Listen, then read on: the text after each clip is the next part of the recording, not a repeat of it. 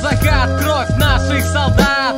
Там, где кто-то прав, кто-то виноват. Там, где братаны у разных баррикад. Оттуда попадают в рай только через ад. Горячая точка, призыв, долг солдата. Повестке не поверил никто, кроме брата. Надеясь на ошибку военкомата, в тот день он не спал даже после заката. Рассвет разбудил телефонным звонком. Кто-то громко начал говорить с его отцом. Это мать Карифана, у них тоже повестка. Брата разбудили, стал собираться резко, не зная куда. Я видел, как трясутся пальцы, хотя он спокойным так старался показаться. Прощание с мамой, ровно 7 утра.